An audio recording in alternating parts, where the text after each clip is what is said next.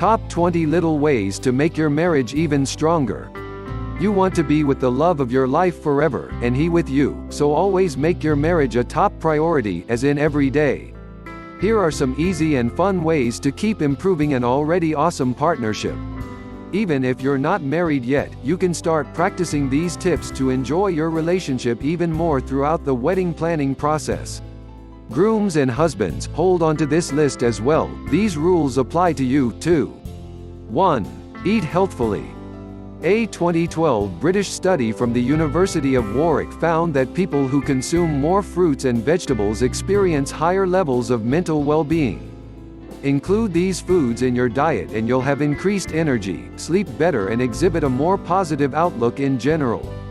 You have to take great care of yourself to be the best you in this marriage. Check out these healthy breakfast ideas. 2. Make time for exercise. It's important to work out, no, not to be a size 0 so your hubby finds you attractive, but so that you feel your best. Newlyweds who exercise have more self-confidence while clothed or naked, enjoy mood-boosting hormones and are less likely to experience depression. Exercise solo and with your partner, running a 5K together or taking an exercise class is a fun way to bond. A weekly guide to improving all of the relationships in your life. 3. Talk about your early days of dating.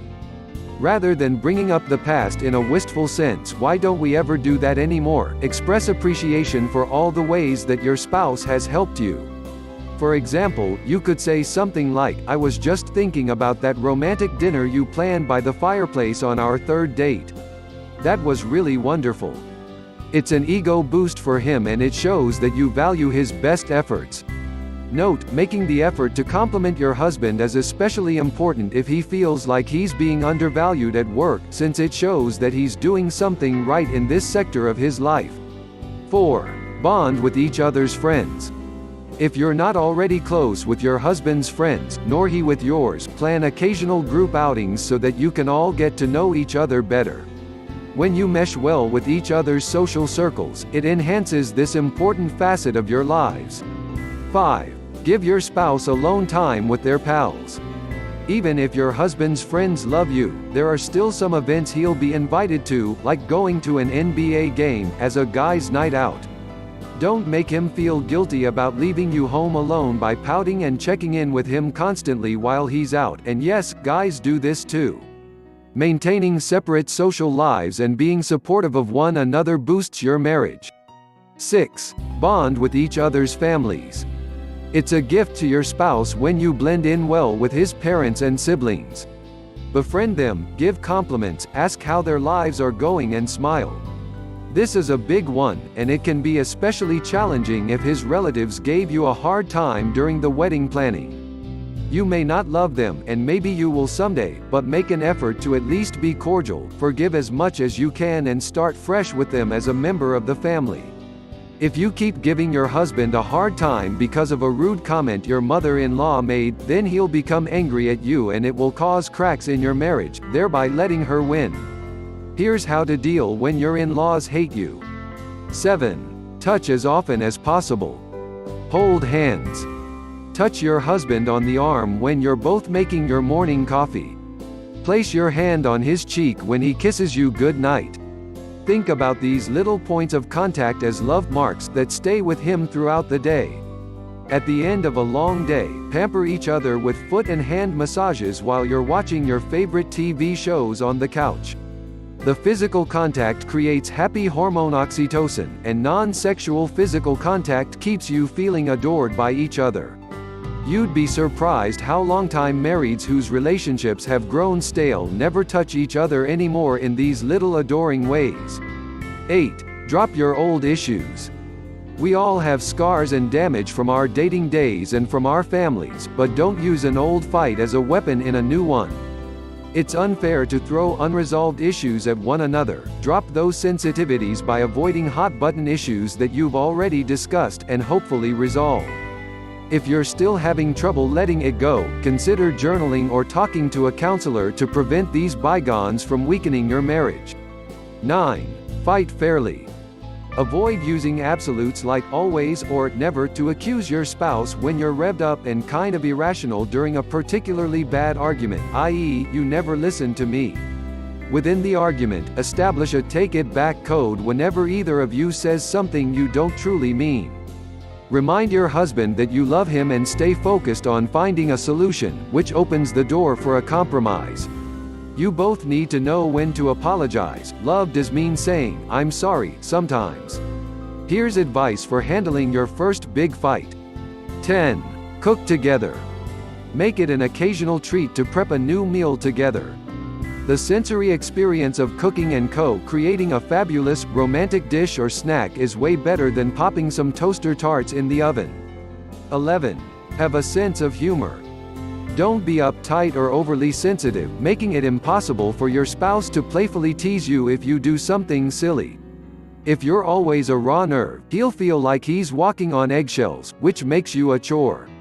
Laugh off a joke and deliver one right back at your husband to show him that you're a carefree partner who doesn't make him nervous to kid around with. 12. Know when to listen without offering advice. Sometimes, you or your partner just need to vent and spill out all the frustrations of the day. Since your husband loves you and wants you to feel better, he might give suggestions that can produce the opposite effect intended. It's easy to turn your stress against him. Don't you think I already thought of that? Let him know when you just want to be heard and comforted, no crisis intervention necessary, and you've just created a strong tool in your marriage. 13. Carve out quiet time. Make it a point to decompress each evening. Avoid following your spouse around like a puppy as soon as he gets home from work, telling him about your day or reminding him about things you need to do, like fix the washing machine or attend your niece's birthday party. Your husband understands that you just miss him, but he might feel bad telling you to chill for a while and let him unwind. Be open and honest whenever you need some alone time, whether it's 15 minutes or an hour, and vice versa. You're not saying, "Don't bother me," you're communicating clearly about an important need you have that you'll both respect. 14. Be financially responsible. Money is one of the top marriage stressors, especially in these challenging financial times. You both need the security of knowing that you're each paying bills on time, and not making unnecessary purchases. Create a joint account for bills but also keep separate accounts for your own play money and, of course, make sure you're both socking away some money in your savings to contribute towards shared future goals. Most importantly, be financially honest with one another, no matter what. No secret spending or hiding it from your spouse if you're having trouble paying a bill on time. 15. Speak well of each other. If you vent to your friends or family members about a fight you had with your husband, they may not forgive him even after you've forgiven and forgotten. It's a betrayal to trash talk your spouse to others, even if he made you really mad. Your personal issues need to stay personal so that you don't create problems in your social and family circle that will only grow worse over time.